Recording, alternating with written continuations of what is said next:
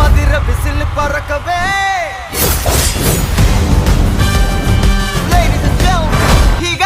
எந்த பக்கம் திரும்பினாலும் எந்த வீட்டுக்குள்ள நுழைஞ்சாலும் அங்க திமுகவும் உதயசூரியன் தான் இருக்கணும்.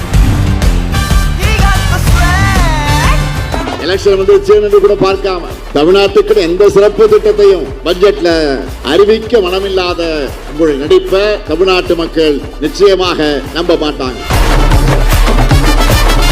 தமிழர் விரோதிகளும் தமிழின துரோகிகளும் வைத்திருக்கக்கூடிய கூட்டணிய மக்கள் முன் அம்பலப்படுத்தி அவங்களுக்கு தோல்வியை நாம பரிசாக தந்தாக வேண்டும். தன்னுடைய ஏவல் அமைப்புகளை வச்சு நம்ம மிரட்ட பார்க்கிறாங்க. உங்களுடைய அரட்டல் மிரட்டலுக்கு பயப்படுறாங்க. அடிமையும் இல்ல, கோழையும் இல்ல. மக்கள் மட்டுமில்லாம பல கட்சிகளும் நம்ம நம்பிக்கை வச்சு நம்ம கூட்டணியில இணைகிறாங்க. திமுக மட்டும் ஜெயிச்சா போதுன்னு நினைக்கல. யாரெல்லாம் பாஜகவின் தமிழ் விரோத அரசியல் எதிர்க்கிறாங்களோ அவங்க எல்லாரையும் ஒன்றிணைக்கணும்.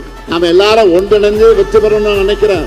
திராவிடம், காந்தியம், மார்க்சியம், அம்பேத்கரியம், சிறுபான்மையினர் நலன், பிற்படுத்தப்பட்ட மக்கள் நலன் எல்லா குறைவு கொண்ட மதச்சார்பற்ற ஜனநாயக சக்தியா இந்தியாவுக்கு எடுத்துக்காட்டா நம்முடைய கூட்டணி இருக்கு.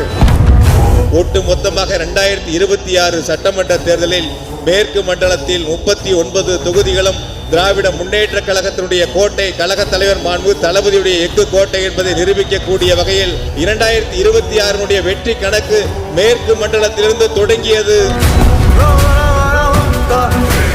பாஜகவின் டப்பா இன்ஜின் முன்னாடி தமிழ்நாட்டுடைய சூப்பர் ஃபாஸ்ட் இன்ஜின் ஒருபோதும் தலைகுனியாது. அதனால்தான் இந்த தேர்தல் வெற்றி பெற வேண்டியது தமிழ்நாடு அணியா டெல்லி அணியான்னு சொல்லி நான் பரப்புரை செய்கிறேன். இதுல ஜெயிக்க போறது நம்ம முதலச்சார்பற்ற முற்போக்கு கூட்டணி தமிழ்நாடு அணிதான். களத்தில் உழைப்போம், மீண்டும் வெல்வோம், மீண்டும் மீண்டும் வெல்வோம், வெல்வோம், வெல்வோம் ஒன்றாக.